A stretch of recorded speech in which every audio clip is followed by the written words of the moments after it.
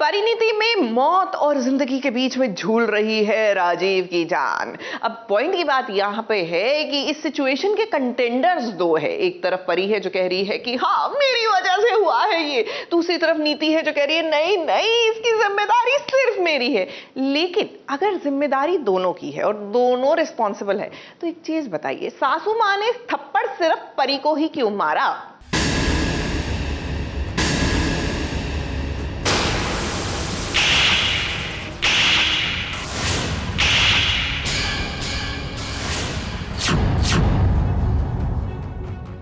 परी को पड़ा अपनी ही सासू माँ से जोरदार थप्पड़।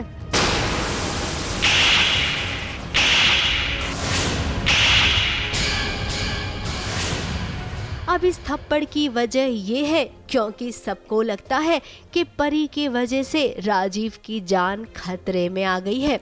अब बात तो सही है, परी को बचाते बचाते देखिए कैसे जिंदगी और मौत के बीच जूझ रहा है राजीव।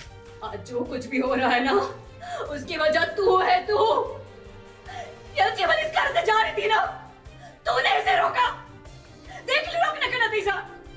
मेरा पुत्र आज अपनी जान से लड़ रहा है वो। लेकिन सासू माँ आपसे एक बात कहें, ये जो हादसा हुआ है ना ये परी की वजह से नहीं हुआ है, बल्कि आपकी प्यारी बहू नीति की वजह से हुआ है।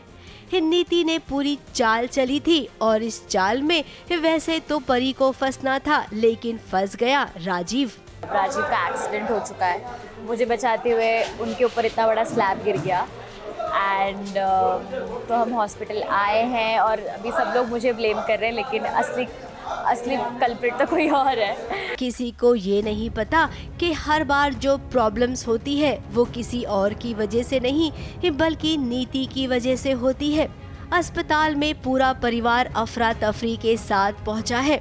हर कोई यही चाह रहा है कि कैसे भी राजीव की जान बच जाए। यहाँ पर मौजूद नीति और परी इन दोनों को भी देखिए। हालांकि नीति को भी इस बात का एहसास है कि उसने जो किया गलत किया, तभी तो उसने बातों बातों में ये कह दिया कि जो कुछ हुआ है उसकी वजह से हुआ है। कुछ मैंने नहीं किया।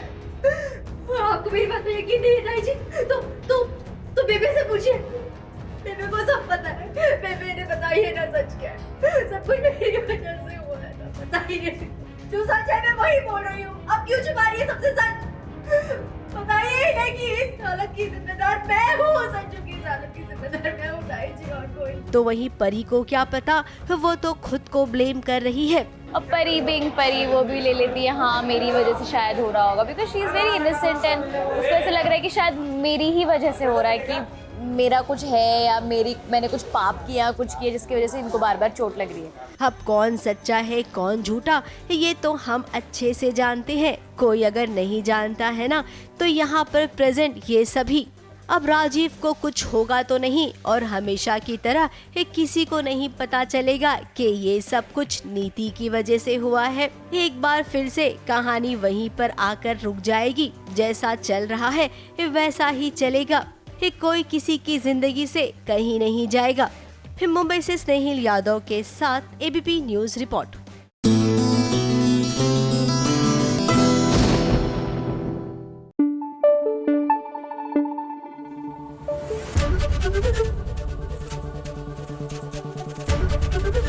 एबीपी न्यूज आपको रखे आगे।